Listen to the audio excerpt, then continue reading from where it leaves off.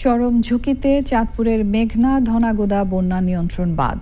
প্রায় ৬০ কিলোমিটার দীর্ঘ এই বাঁধ জুড়ে সৃষ্টি হয়েছে ৫ শতাধিক গর্ত। ঝুঁকি নিয়ে যাতায়াত করতে হচ্ছে ৭.৫ লাখ মানুষকে।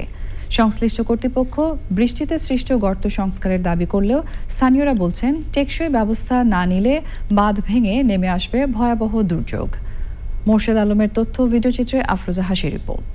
চাঁদপুর পানি উন্নয়ন বোর্ডের তথ্য মতে ১৯৮৭-৮৮ অর্থ বছরে নির্মাণ করা হয় মতলব উত্তর উপজেলার ১৪টি ইউনিয়নে মেঘনা ধনাগদা বন্যা নিয়ন্ত্রণ বাঁধ। বাঁধের আশপাশে প্রায় ৩২,১১০ একর ফসলি জমি সহ রয়েছে জনবসতিও। নির্মাণের পর এ পর্যন্ত দুবার বাঁধটি ভেঙে যাওয়ায় ক্ষয়ক্ষতি হয়েছে কয়েকশো কোটি টাকার ফসল ও সম্পদ। সম্প্রতি আবারও ভাঙন আতঙ্ক। অভিযোগ, মূল বাঁধের বিভিন্ন অংশে সৃষ্ট গর্ত মেরামতে দ্রুত ও কার্যকর উদ্যোগ নেয়নি পাউবো কর্তৃপক্ষ।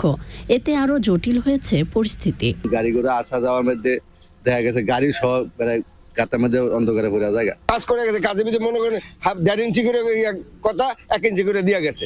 আলহাজ ডাক্তার জালালউদ্দিন সাহেবকে বলবো ব্যক্তিগতভাবে এই কাজগুলো তদারকি করলে এই বন্যা কবলিত রিস্কি জোন থেকে পরিত্রাণ পাবে। তবে নিয়মিত নজরদারি করে গর্তগুলো দ্রুত ভরাট করা হচ্ছে দাবি কর্তৃপক্ষের। আমরা অলরেডি অধিকাংশ গর্তই ফিল আপ করেছি। তো এখন যেহেতু আবার রেগুলার বৃষ্টি হচ্ছে, আবার নতুন নতুন গর্ত সৃষ্টি হতে পারে।